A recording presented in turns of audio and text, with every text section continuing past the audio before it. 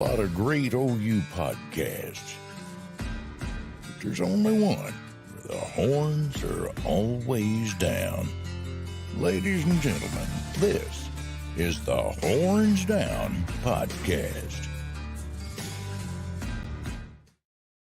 Ladies and gentlemen, we're back with yet another episode of the Horns Down Podcast. Horns always down. Jay, go ahead and tell the people where they can find you and your content. Yeah, you know where to find me. You know, I got a back room here as well. Seems like this is where I'm at very often. But you can find me on Fair Sports. Just search me on YouTube as well as wherever podcasts are download and listen to. Thanks for having me, Kchris, as usual. Definitely. So, hey, we're here for a good time, not a long time tonight. I think this is the week that we play Tulsa. So, with that being said, Jay, before I go, I'm gonna let you go. What, as far as what you've seen from Tulsa, these first two games, specifically the Washington game. I went back and watched the highlights and kind of watched a longer version of the game, just trying to see kind of what are they running, on defense and offense. I feel like Gabe and Eichert gave us. I say Gabe and Eichert, but Gabe and Lehman, excuse me, Teddy Lehman and Gabe Eichert, they gave us kind of a summary of what we're going to see, but at the same time, I just kind of want to get your thoughts. What are your thoughts about this matchup, Team 129 versus Tulsa? Yeah, I think we have a good opportunity to really show who we are in flex. I had actually, if you check on the channel earlier today, I had a video with some guys from the Golden Hurricast podcast, basically a University of Tulsa podcast, and they kind of talked me through what they're looking like there. Kevin Wilson, first year there, coming from being offensive coordinator at Ohio State. And so he's trying to get his thing going. And the big thing that, they really kind of hit me to is that right now they don't know who's going to play quarterback. Was that Braxton? He's down with an ankle injury. And then Cardell Williams has a hand injury on his throwing hand. It's like as soon as he got hurt, he threw an interception to Washington right afterwards. And so they're down to like Roman Fuller, who's like their third string. He's a redshirt junior. Hasn't really seen very many snaps, and running the offense they run, he's not really that mobile. So as of right now, even Kevin Wilson doesn't know who's going to play. But he also keeps that close to the vest. And so there's going to be some struggles. Now, defensively, if I'm correct, they run a lot of 4-2-5 right now, but the guys were basically telling me, Ryan and Matt were basically saying, yeah, the secondary is a problem, especially the corners. And so, when I was listening to Teddy and Gabe, basically their thought is, Tulsa's going to do like the last two teams we played. They're going to drop 5 back, possibly 6, and give us the intermediates. They're not going to want to give us the deep ball. Granted, I think our guys are fast enough to go past him on the deep ball, and Dylan can get it to him as long as he just launches that bad boy and let him run underneath it. We'll be able to see some of the deep plays. And so one player, though, of course, everybody's really talking up is Owen Ostrowski. His dad, Jerry, played at TU as well. He's an All-American, played in the NFL. His jersey number's retired, 55. He was super athletic linebacker and played 9 years in the league. And so we're expecting, they expect him to be a force.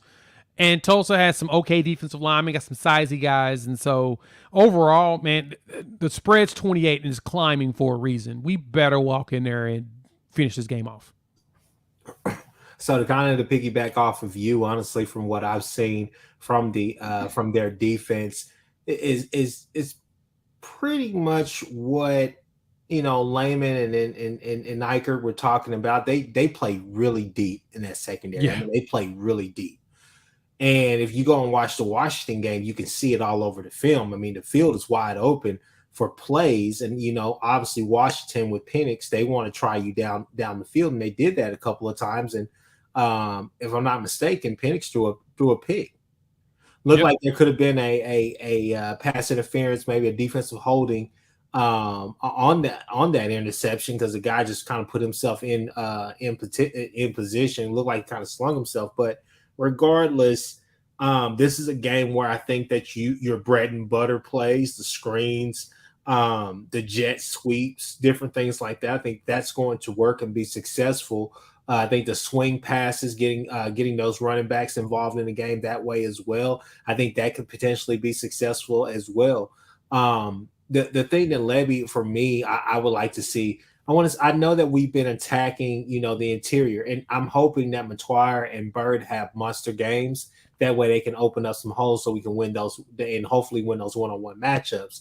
I'd like to see us attack the edges. I think that the interior is kind of more of their strength on Tulsa, because from what I've seen with the jet sweeps, the reverses, different things like that Washington was running, I mean, they were successful with that when they were attacking the edges. The intermediate game should be something that we should feast on as well. But, you want to see a number of guys on that depth chart be able to play, not only play, but also get some catches and get some grabs and get some really good reps as well. Because heading into Big 12 play the very next week, you need all hands on deck to basically be a part of what's going on. Biggest thing for me, I think this would be a prime time to get 2 and 27, if that's what we're going to call them. What like Levy said, to see Javonte Barnes and see Gavin Sawchuk kind of make their put their imprint on this offense as well. I would definitely love to see that. If Tawee Walker is still if he proves to be the hot guy, got to ride him out. But at the same time, I'd like to see that go our way. Offensively, I mean, their offense against our defense, man, I think honestly, if we don't beat ourselves and we can limit the penalties and go ahead and just get them off the field, I think it bodes well for us. They like to do those like the stick, they like to do and I'm talking about plays, but they like to do the hitch route, stuff like that. That's the stuff that we're going to have to progressively get better at throughout the year, because we have everything else down the field covered, but it's always that one guy that's there coming back either on a short comeback or it's a hitch or a curl route. And that's something that I've definitely been critical about, because I think that's something that we could definitely clean up as a defense. Piggybacking off of the last game, the last time we talked, Jay, I mean, I definitely want to see the communication, I guess the timing of the communication on defense improve as far as when they're calling out plays, different things like that, so we can make sure that we're lined up. All in all, I definitely think the 27 and a half is definitely favorable to us. I think we should cover. We should probably, go a little bit further than at 27 and a half, but I think it's going to be a good test. And whoever is the quarterback, it doesn't matter who the quarterback is. Kevin Wilson has earned, I think, just about everybody else's respect, especially here at Oklahoma, Ohio State, every place that he's been. I think he's earned the right to be called a really, really good offensive coordinator. Yeah, and he's a very intense dude too. So he's going to be pushing them, trying to getting the most out of them. And so we're not going to go in there and be disrespectful. But it's funny, I was listening when I was talking to the guys. Hold a second. I guess Siri wants to play. It's kind of funny. So what's funny is that I was talking to the guys at the Tulsa guys, Ryan and Matt, and one thing they kind of talked about was in one of the pressers when Kevin Wilson was talking about Oklahoma, he was talking about the battles, of course, with him and Brent Venables. They were there together for 9 years. And so the fun thing is, thanks Topher, appreciate that as usual, is he talked about how hard it was to get through that Brent Venables defense and how in some practices they had to actually manually move the offense up the field because they could not get past what Brent and them was doing. That tells you a lot. And the reason why I say it tells you a lot is 2008, Kevin Wilson won the Broyles Award, which is the nation's top assistant coach. Mm-hmm. That was because Sam Bradford was your Heisman Trophy winner, as well as the team scoring over 712 points that season, which at the time was a record in college football. Now it stands as third. Yeah. Most points in the season. So he's saying that one of the best offenses in college football history, he couldn't move the ball against Brent Venables. That told me everything I need to know about what Venables is trying to do. And then when you go back and you look at some of the coaches' comments that they've made, I actually just made a video on that, and it's uploading as we speak, on how our defense looks a lot faster than what the film shows, than what the film showed last year. This looks like a completely different team, light years ahead of what it was. And so, if anything, we got a reason to be excited, folks. Like a for real reason to be excited. So let's dive a little bit deeper into it, man. I guess not even let's go from on the field to the sideline. What are you looking for from Levy offensively, and then just defensively? What are you wanting Venables to Venables and Roof to be able to do defensively? So, if anything, for me, I want to see more, kind of like Sooner Cowboy mentioned. I want to get the wide receivers going early. I just want to just go, just throw the ball deep, throw the ball across the middle. Just do whatever you need to do to get Farouk the ball in open space and let him do his thing. I want some highlights in this game. Mm-hmm. This is a game where there's an opportunity to have actual highlights. Defensively, I do not want to give up a score. You keep them in front of you, keep them in front of you. I don't want them to score a point. There's no reason, no excuse. Tulsa doesn't have the wide receivers right now to be able to truly execute scoring plays on us. Washington is a very good offense. Mm-hmm. I think we're better than their offense. But Washington defense is not as good as ours, but they have a good defense. I think we should go out there, muscle. The offensive line needs to be cohesive. But what I want is the wide receivers to get in early, kind of like Sooner Cowboy mentioned. What's probably going to happen is we're going to run the ball a lot. We're going to run the ball out of their throw. We might run for 300 yards. So hopefully we get at least 1 or 2 breakouts by Gavin Sawchuk, which looks like he's going to be playing this game. That way we're not all stressed out about not scoring a whole bunch of points in it. I anticipate high flying. This is that dress rehearsal before we travel up and play Cincinnati. Mm-hmm. No, and I think it's a great dress rehearsal. I think offensively, I want to see, as far as Levy is concerned, I would say I just want to see us do kind of more of our bread and butter plays. I want to see us in those tight formations and different things that we're trying, unless there's a reason to his madness, which there very well may be. And I will be the first one to tell him I'm sorry if down the line I see exactly what he was building off of those looks that he's been giving. But I'd like to see that, if he's going to run those bread and butter plays, let's run our screens. Let's run our bubble screens, to the sideline to sideline. Let's run our let's run our jet sweeps, different things like that. From Venables, I just want to see, suffocating defense. I want to see us be able to get back in the backfield. I want to see sacks. I like to see a couple of sacks. I'd like to see the secondary just be aggressive. What are your thoughts about Justin Harrington? You think he's going to play this week? Nah, Harrington's out. Yeah. When BV said that he's banged up, that's basically Coach Speaker saying he's probably not going to play. And to be honest, this is not a game we need to play him if he's banged up. Why bring him out if he's not healthy? Same thing with McCullough.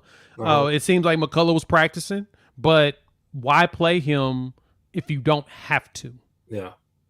Let them rest. Let's get them ready for conference play. This is not a game where we even need our biggest gun. We could probably go out there and win this game with our second string. Yeah. No, I mean, for sure. Said PB will get 50. Peyton Bowen. Yeah, I can see that.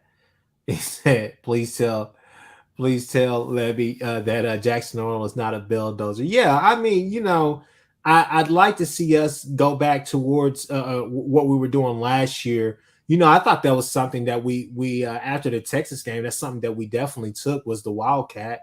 And I wasn't opposed to it necessarily, but I would rather not run and risk Jackson Arnold's, health if we can avoid it at all costs. I think that if you use that sparingly, that's fine. But at the same time, you're going to have to definitely build off of that. But I mean, honestly, I think it's just kind of the same old. Don't get in our way. Get out of this game without any significant injuries, and really just be ready and prepared for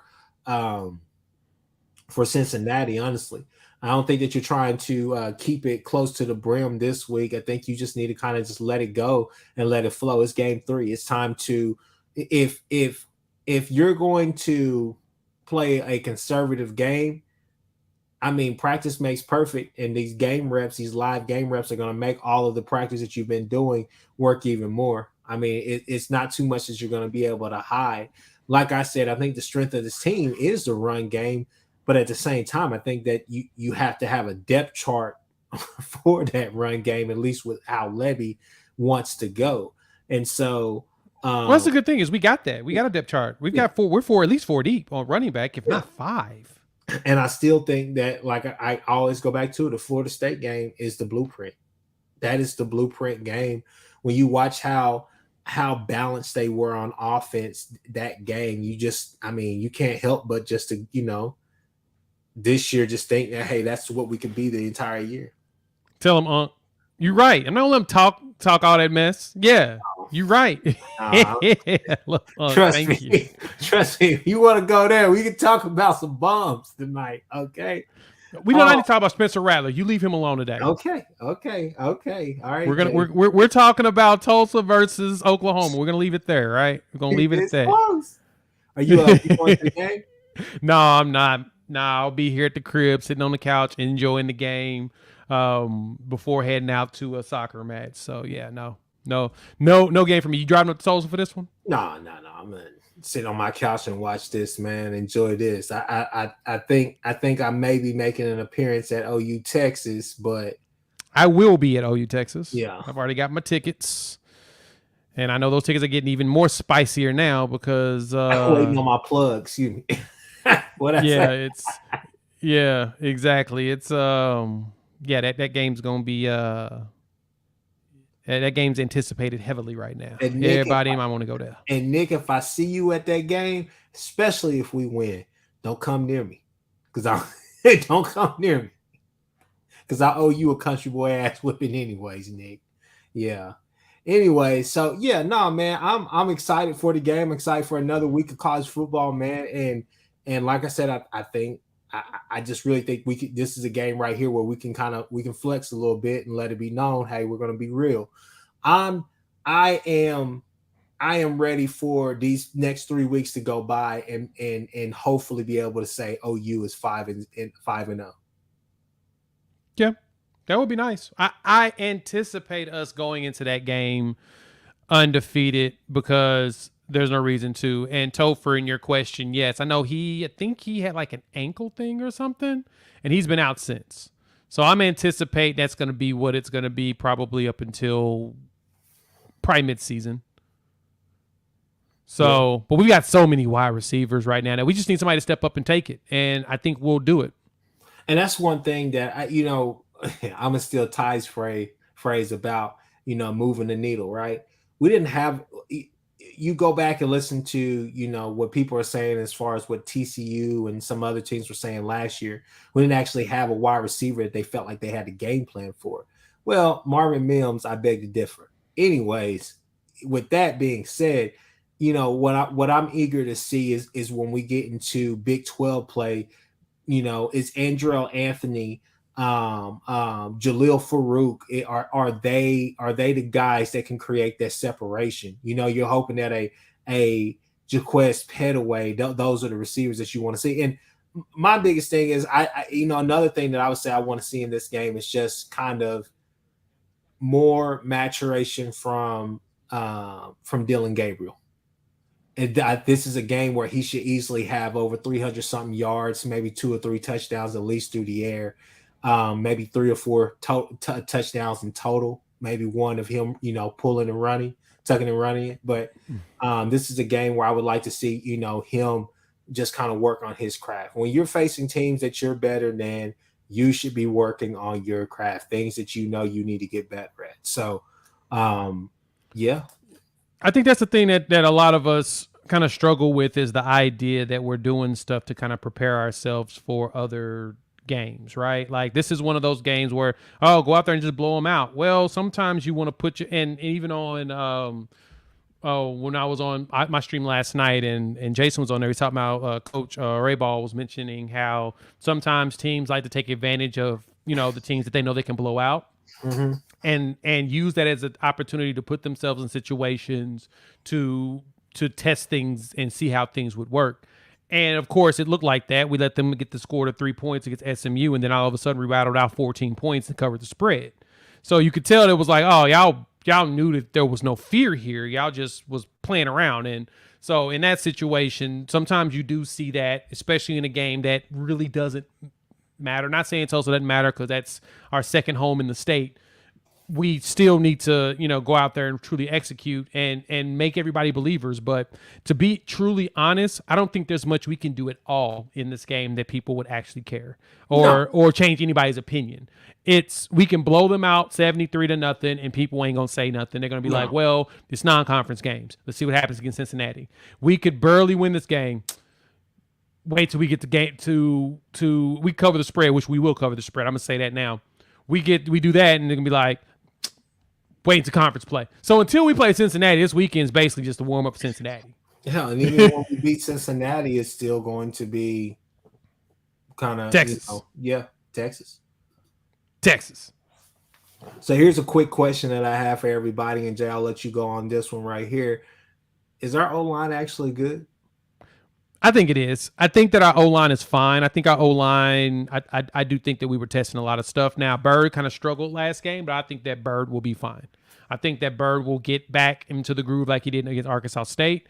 But as Sooner Cowboy mentioned, nobody cares until we get to Texas. Texas is the measuring stick. And Texas could lose 2 games, and we'll still say it's the measuring stick. That's the game we need to get to. When we get to Texas, then we'll be able to determine what's going on. All right. But I think the line's fine. Sooner Cowboy says not sure yet. We will find out against Texas. Said Stephen G says parts of our O-line are good. Tackles and centers are good. Guards are okay, I feel. Said O-line is good, has room to improve. Is what Topher is saying. Got to cut down. And Topher's right. That's probably the one thing, if anything, it's cutting down the dumb penalties. Right, like the Walter Rouse holds, him and Guyton's holds this season were not holds that made sense to do, especially in their ability. It was one of those, you don't need to do that. Just you're good. You can realign yourself and still win that battle. Don't do that to yourself. So as long as we're not doing a bunch of that, I think we're fine. We'll be fine. Our line will gel as we get closer to Texas, and we'll be fine. Yeah. I think it's just about getting up for teams, man, and just but these are the weeks right here that you need to look dominant and you need to present yourself as a problem, something that most teams have to game plan for, which at the end of the day, beating Bo and I trust beating Bo, and then I in my heart of hearts, I trust Levy as well with the game plan, the overall game plan for how he wants to use the offensive line with those techniques. Just ready for it, man. Just ready for some big plays from that run game, man, for those holes to open up for us to say, okay, now I see it on film. Now I see it in live reps. Like, this is what we've been waiting on. Yeah, no, it's what we need. We need to see just the team execute on something that we've been waiting for them to execute on. If they execute on it, then ain't nobody gonna say nothing. We'll be good. This game, not to truly fully overlook them, but there's no excuse not to go out there. And and that's the good thing is Troy Everett is good enough to go on either side of the ball. At either side of the ball as a guard. He can play on the left and the right. I anticipate seeing more of him. I anticipate seeing a lot of our linemen switched out to kind of, prepare. There's going to be some experimenting, which is going to piss people off. But if you get people live reps, if something goes down, then they're a lot better going in after those live reps rather than going in cold for the first time this season or since Arkansas State. We're going to need to keep everybody kind of grooving together and knowing how to move together. Mm-hmm. Hey, y'all, we got some people in here. Go ahead and like, subscribe, follow, share, do all that stuff. So anyways, man, so just kind of moving on. All in all, man, I think it should be a good showing for OU. This is not us being cocky, being overconfident, or anything like that. It's just kind of what we see. I think the defense has improved, and I think there's levels to it. So, you're wanting to see just consistency out of the defense and just, going there. Let's see Stephen G test defense and see if they will break in close game like they have forever and ages. Do that when your offense will score like how they did against SMU. Yeah. That's a good point. Because the thing is that You're going to have a game where the game's going to get tight. Somebody's going to play you tight. Somebody's going to come in with a good game plan. Cincinnati's probably the one. Dante Corleone, the Godfather, is probably the player that we're going to fear the most here, besides the Texas defensive lineman, Sweat, and the other kid. I can't think of his name on top of my head right now. But that's probably the two best defensive lines we're going to see is Texas and Cincinnati, period. And Cincy, that Corleone's probably day 1, day 2 draft. That's how good Corleone is. Yeah. I guess, to me, I think kind of just foreshadowing that Cincinnati game, to me, what it boils down to is, one, what kind of game is Levy going to call? And then 2, how great do we make Emory Jones look? Those are the 2 deciding factors for me, to be honest with you. I can see that. Mm-hmm. So, and that's just a little foreshadowing for you. So, I can totally see that. That makes sense. No, I mean, I think Gentry's going to show out. I think that's Gentry's spot until somebody else steps up and take it. Honestly. Yeah, and I think honestly the one that will probably be the most likely to fight and take it is going to be Josiah Wagner, but he's not healthy. Mm-hmm. So that's why you ain't really synced him. So once he gets out there, then that's probably the person that will fight Gentry. But Gentry's got it. I mean, Gentry was dazed last game, got back out there and was fine, but they went ahead and pulled him because of the win. And at this score, at the potential score for this one, I expect to see more Kenai Walker, just so that we can have him in the groove too, in case someone goes down. We're pretty thin. Where's Dolby? Is Dolby hurt? I think he got dinged up too, week 1, but yeah. So I anticipate seeing Dolby too, but he did play. He played in both games, if I'm correct. If I'm correct, he got a couple snaps in this one. Let me go pull up PFL. If I'm correct, I did see his name on the report that he actually got some snaps. So, yeah. Let's see. We're going to pull up Oklahoma. Don't need all the teams. I only need Oklahoma. Clear. We're going to go Big 12. And we're going to go Oklahoma. Let me pull up this last game. Team reports. That's a good point, Steven. He said we might need Gentry to handle Presley with his elite track speed this week. Man, but are they using him? And I didn't watch that closely as far as the players out there. I know Presley was out there, but are they using him more as a kind of like a gadget, or are they actually using him as a true wide receiver, like a slot? That's a good question. That's a good question. I haven't paid attention on that. Yeah, I mean that's my only pushback on that, Steven, is that I don't know how they're using him. I mean, obviously we'll see, but I don't know how they're using him. But that's a good point to kind of look at and point out, is that Presley, he's got track speed, but I think we'll be fine defending him. Yeah. If you really think about it. So, yes, I didn't like Dobie played last game. Mm-hmm. But I know he did play the first game.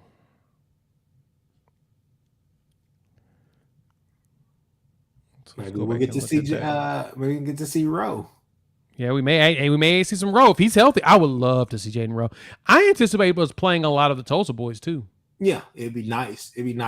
Playing in front of family and all of that. Yeah, why not? Speaking of that, let's go ahead and shift gears.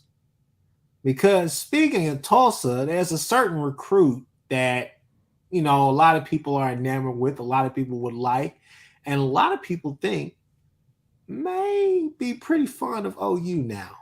I mean, a lot more funner than what has been led on. So I'm going to put you on the spot, Jay. I guess the only question I have for you is Okoye going to go to the Tulsa game and call it quits, or do you think he still makes it to the Texas game that on Saturday? I don't think he makes it to the Texas game. It seems like everybody's consensus is they don't believe he's going to make it up there. And if that's the case, I don't think he goes. I know he has a Tennessee official set for end of the month. And I don't know if I'm sorry, it's the 22nd or 3rd. It's like next weekend. Not this coming, but next weekend. And I don't know if he's going to make that one. I think who was it? Fong had put something out about it. He had said that they were wondering if they were basically calling him to try to keep that official visit set.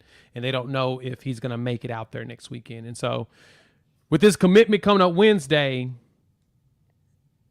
tea leaves telling us something, right? Based upon just what Fong said in that article. But at the same time, whoever he commits, exactly. That's exactly Topher. That's exactly it. If he commits Wednesday, wherever he commits, he's probably going to be there that next Saturday.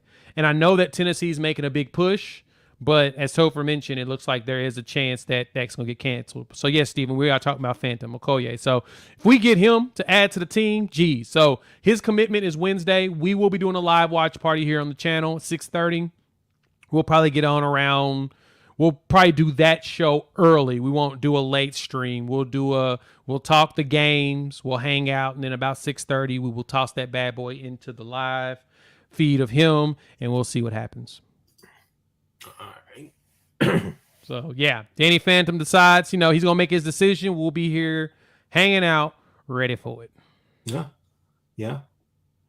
So I think that's the only recruiting news going on right now. Obviously, there's more recruiting news out there, but that's the one everybody cares about the most because it's coming pretty fast. It's a local guy too. He's a guy that we want locally, as Kim mentioned. Come on home. He's in Tulsa, and I'm really intrigued to hear how this has developed.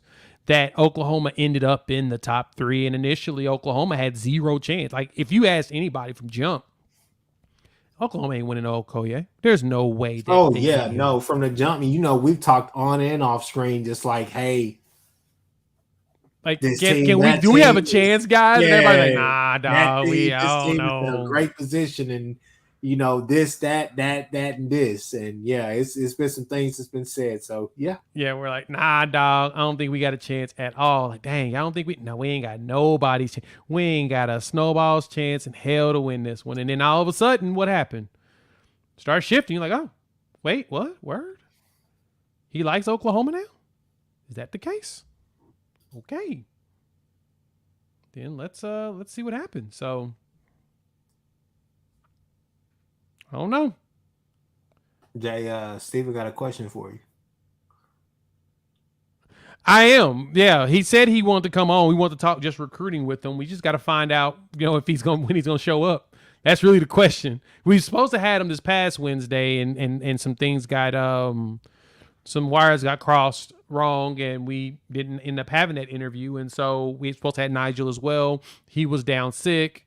And so now the question is if Okoye does, wherever he commits, I mean, we're going to have him on. I just want to hear what he got to say about it, because I'm really intrigued by what got him, like I said, sold on Oklahoma. No, so definitely tune into that. He said, and as soon as Cowboy says, if OU lands Okoye, y'all think we still push for Ranieri? Yeah, I mean, I think you do. I think. Go ahead. Let me go now real quick. I don't know if y'all been noticing, like that's literally been flying all over the boards over the last 24 hours. Yeah. That actually the last 2 weeks that they are still in communication with Ranieri. They are to this day in communication with Ranieri. I saw somebody, I think it was a Josh from a Sooner Scoop on 3. He was talking about that recently, and I tweeted it out. I was like, man, can we please stop talking about this? Like, why are we putting ourselves in this situation? Why are we here? The last thing we need to talk about, is this. And what it sounds like is, the Sooners are, oh no, we're not going to stop the pursuit. The pursuit's still going down type deal is what it sounds like. So that's the case. Keep your eyes open. Like I told you, Jay, if you go out here and have the season you're supposed to have, 9, 10+ win season, there's going to be a conversation that you have with all these recruits. And you go back and you say, okay, what's up late in the game? And we've all seen crazier things happen. Not only It's very Saban-like, and I think this staff has that potential to be able to go and have a final conversation with a kid and get a foot. I do. I agree. Yeah. I agree. What's going to be interesting to me really is going to be December when we have in-home visits. Mm-hmm. That's going to be bananas to me. 'Cause I'm really curious to see how that actually turns out. I don't think Sooner Cowboy, I'm going to tell you right now, he will not decommit before December.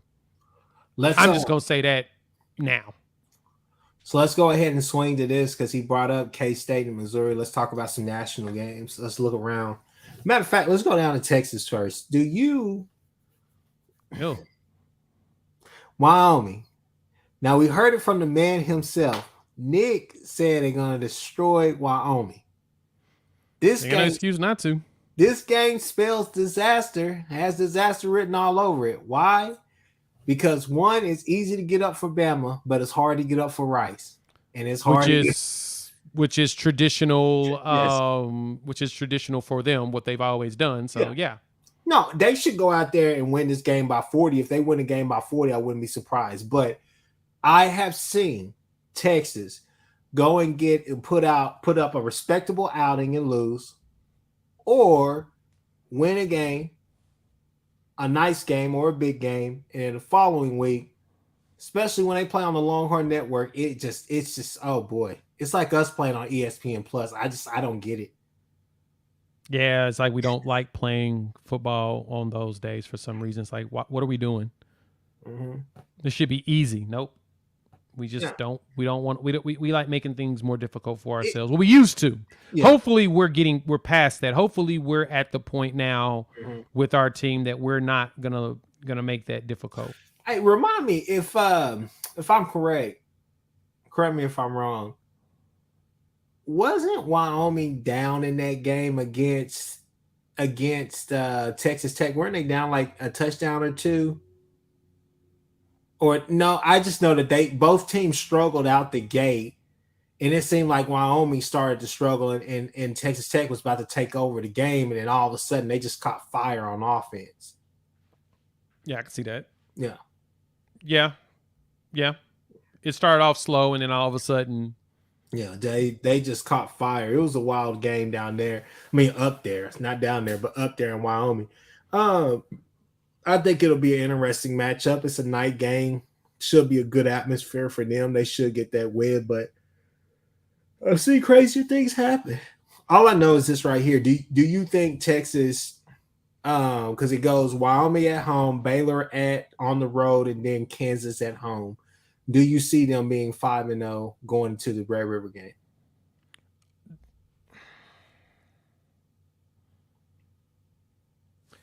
There's no excuse not to be. I'm going to ask the chat that too. Everybody put down there, is Texas undefeated going into the Red River game? Like I said, they play Wyoming at home Saturday. Next week, they go to Baylor. We all know that Baylor's a dumpster fire right now. And then they come home against Kansas. It's Kansas. It's Kansas. It's Kansas. You can't. I don't. Jay. They can't run the ball this year. They can't run the ball like they did last year. That's not going to work. You don't think so? No, I don't think that's going to work. If Sark comes in there and tries to run the ball against Kansas this year, it's not going to work because he doesn't have the backs to do that. Baxter is going to be a really good running back, but I'm not. I mean, their offensive line, the run game is. I can see them in pass protection, all the rest of that stuff. I listened to Ty. I watched the game against Alabama. Jonathan, I'm telling y'all, I've been saying it for the longest. It's not that I think he's a bum. I just don't think that line. It's hard to go from, as Nick likes to say, it's hard to go from a transcendent quarterback to Dylan Gabriel. Okay, well, it's hard to go from a transcendent running back and then a damn good running back behind him and Roshan. It's hard to go from that whenever, Jay, you know it, man. Bijan's getting hit 2 or 3 times in the backfield and then turn that thing up right 60 yards for a touchdown. That's not happening this year, man. They don't have the guns for that this year. No, they don't have the guns for that, and you can't just go against Kansas and say, "Yeah, I'm just going to run against you." They're not going to do that. Yeah, no, I agree with you. There. They don't have the guns. This year that we're used to. And as much as I don't respect the D line for Kansas, I think that the actual weakness of that Kansas defense is their secondary. So that's just my grand old observation. I'll put it like this. I think both of us think that Texas should win, but I'm just kind of putting out my observation. So I don't know. Let me get past this week in Baylor, and I'll let you know if they're going to go undefeated going into the Red River game, because it's an easy game to overlook with Kansas, especially after what you did last year. But you don't have those two guns. Yeah, I think those two pieces are critical, and those are two players that you can't overlook them not existing anymore. I think that's probably the bigger one for me. Is a lot of people want to overlook that, and it's like you can't. Those are some important players. Yeah. But we shall see. Then let's go ahead and move on. Colorado State. It's personal. Can't wait. They made it personal. Norvell did that. I said, my God, no. Norvell, no. The first time you actually open your mouth and you say that. That's the first thing that you say. Like, my boy, like, what are we doing here? What's the spread on that game? 24. Colorado? Oh. Well. Well. I guess. Colorado plays USC the very next week, right? Nope. Last weekend of the month. Next week is they travel to Eugene to go to Oregon. Oh. That's probably going to be the most viewed game this season. And then the USC game is going to be the most viewed game in the season. Yeah. Do y'all know Colorado? Let me put that in perspective for you. I put a video out this morning on that because I wouldn't look at the numbers just so I want to look at it because all the flyers come out. I'm like, okay, that's cool. Nah. They have literally 16 million people watch them in their first two games. Nobody's close to that. Mm-hmm. Bama, Texas was like 8.76 million watch, and 8.73 watched them destroy Nebraska. That was the highest viewed game of a highest viewed Nebraska game since 2010. That's crazy. They set the record for the highest viewed Pac-12 game ever in the regular season last week against Nebraska. It's prime time, right? Prime is doing it, man. Yeah. It's revitalized that program. Let me ask you this question since Sooner Cowboy brings it up. Is Colorado bowl eligible at the end of the year? Oh, yeah. They make a bowl game. I called them 6-6. 6-6 made the most sense to me. All right. It just made the most sense to me. 6-6 is what I was looking at. But I'm going to be honest. I could be eating crow on that because I had them losing the Oregon and USC game. They may give Oregon problems. Like, I think Shedeur was good enough to carry them. I just didn't think their defense with all the movement was there yet. We'll see what the defense looks like, but Shedeur might be good enough to cover them with a bad defense. He may pull a Clayton Williams. Are you doubting Dan Lanning?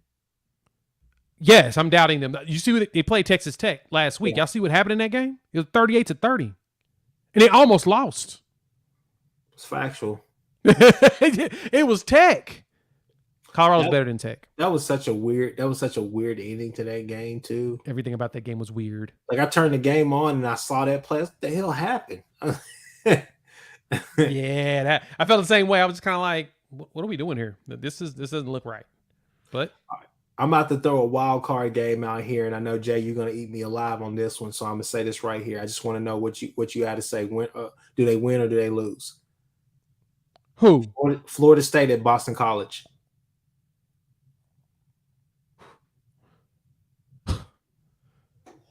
I'm appalled.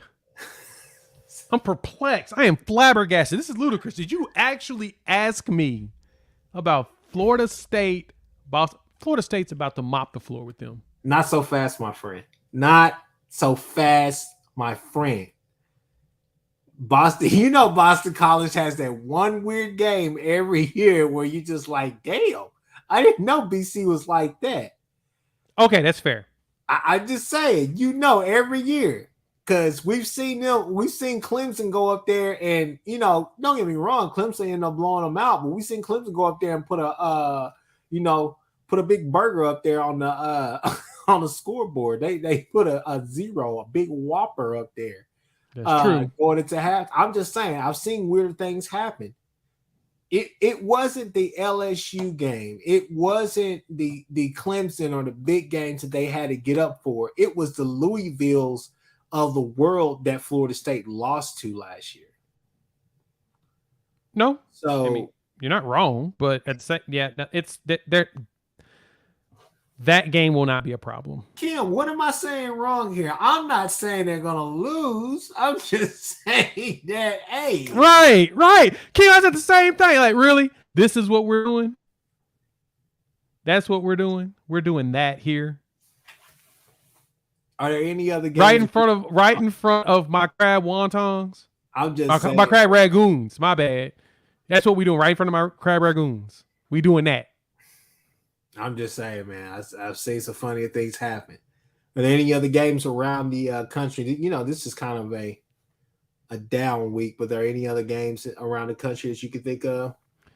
Honestly, the biggest one for the weekend is Tennessee, Florida. Yeah, Tennessee playing out there, first chance to win out there in almost 20 years.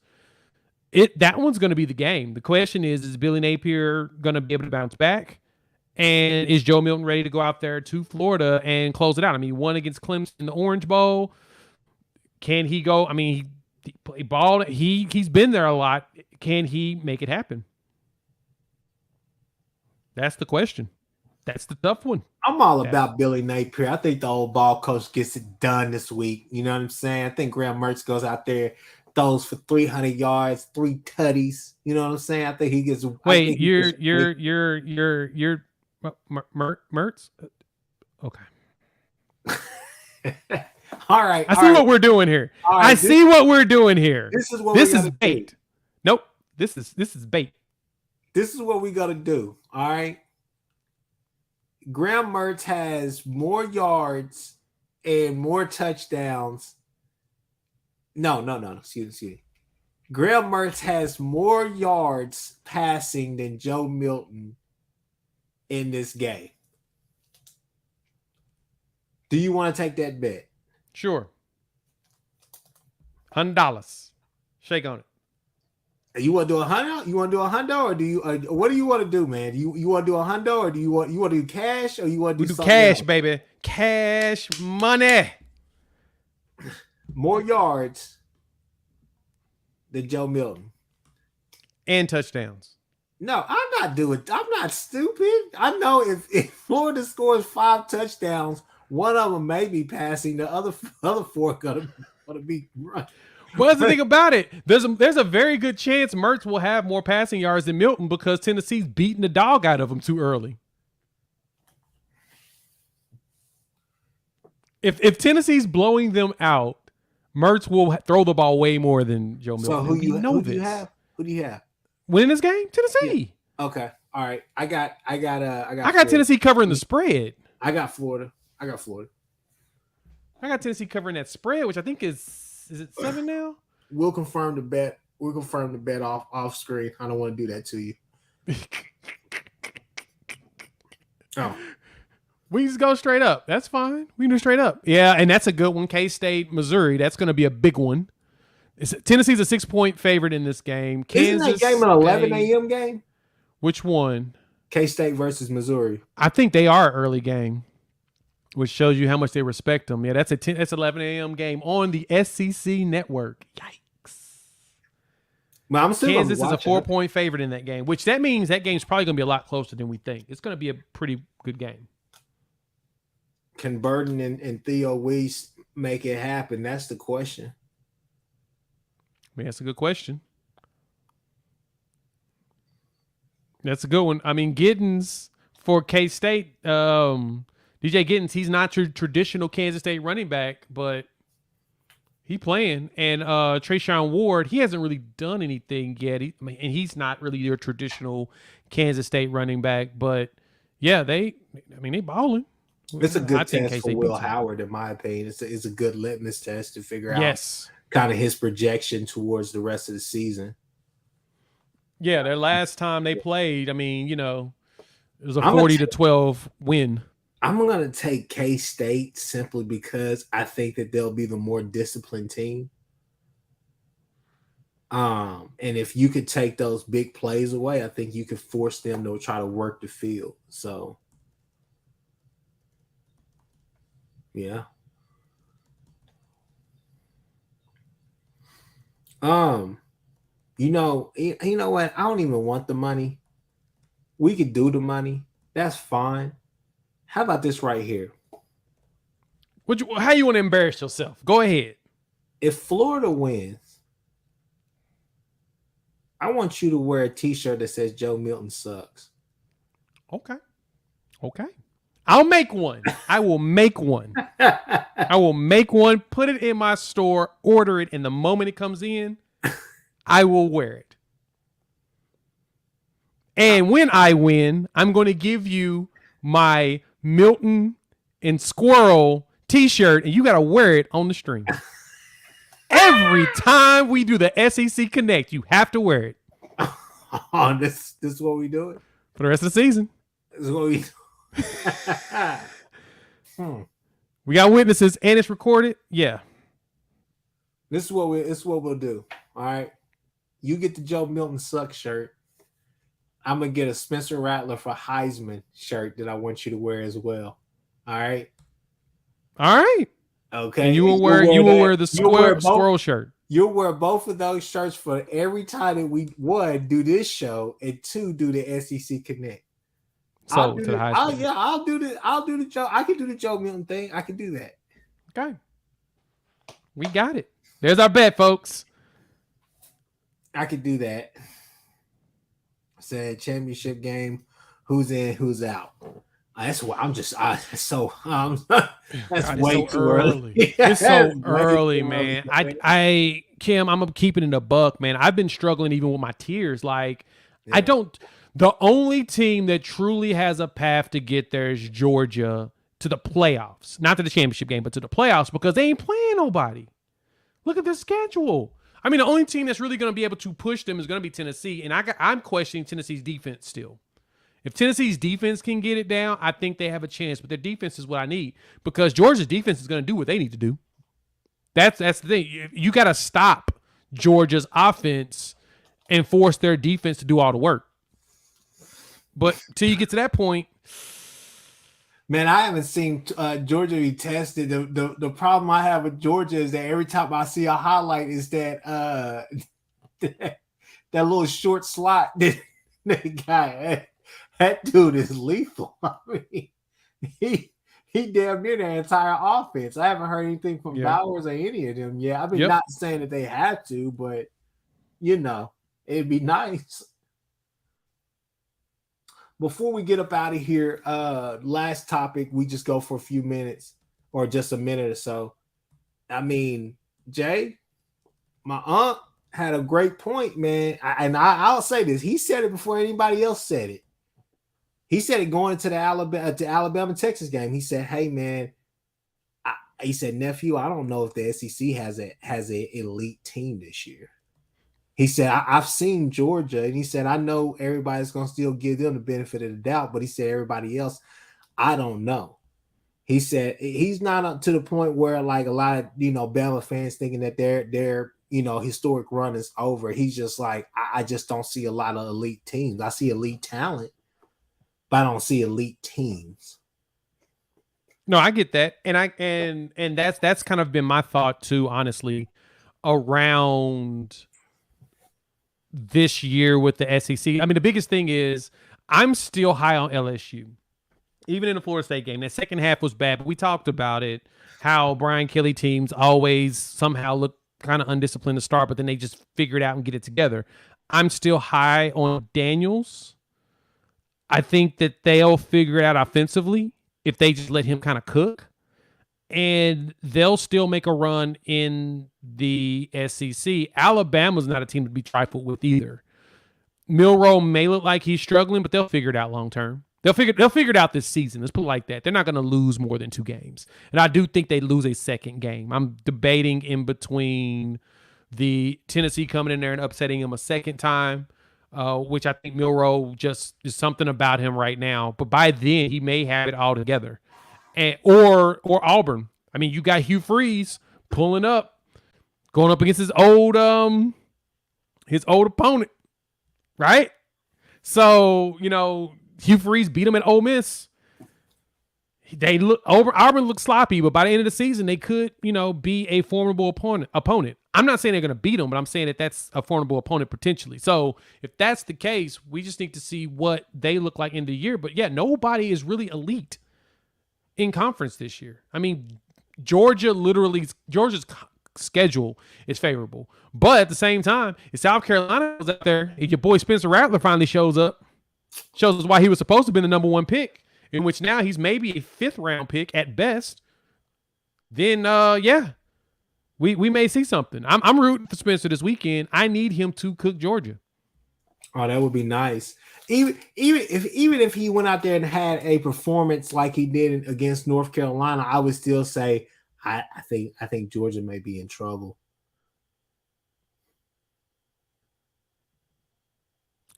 I don't know. That's what I need. I need somebody to,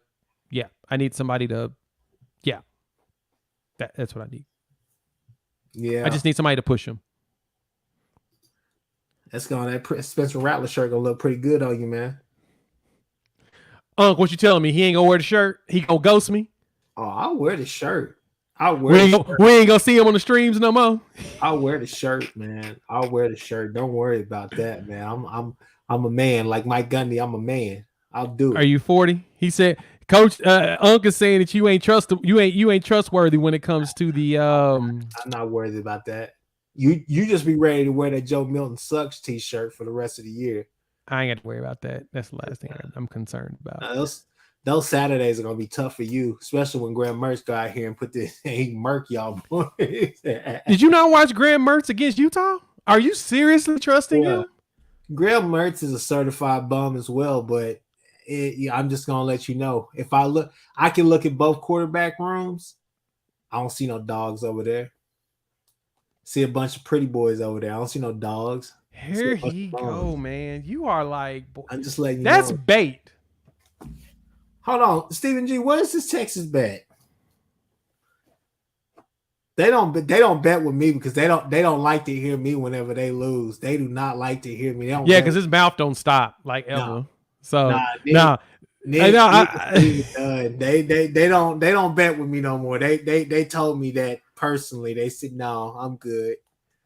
Who was it? Frightening has a bet from our live stream last night.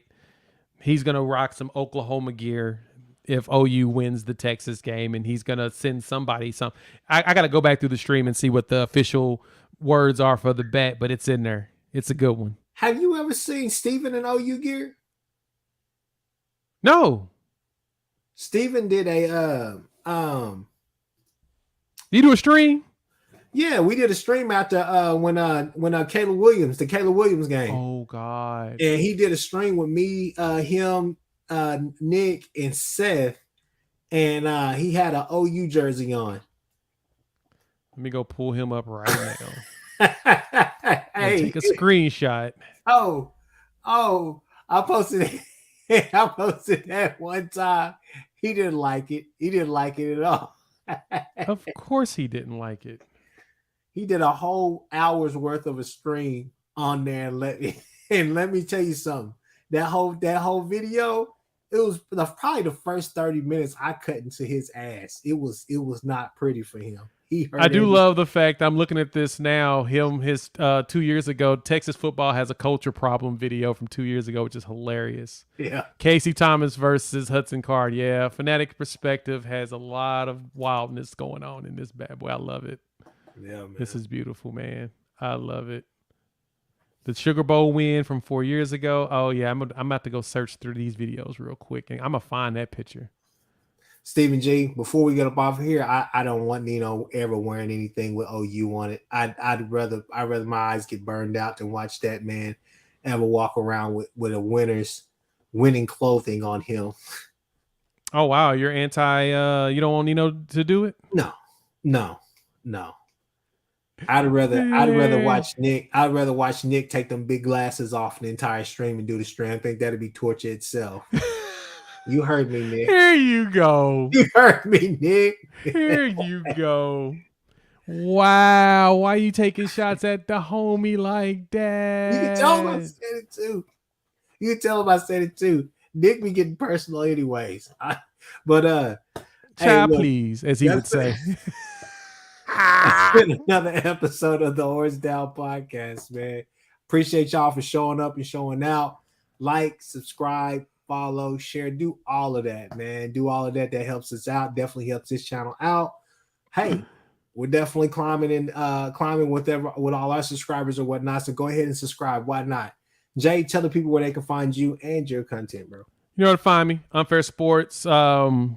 Talking OU football and college football in general. We out here trying to grow this channel. We're at almost 11,000 subs. We're getting there. All I need is another 105, I think. But we'll get there. Content's gonna keep rolling. I'm about to actually work on my Friday premiere episode where I'm just, talking about everything around the country. We'll have that episode go up first thing in the morning, and make the magic happen. So appreciate you having me as usual, Chris. And with that being said, guys, we out. There's a lot of great OU podcasts, but there's only one where the horns are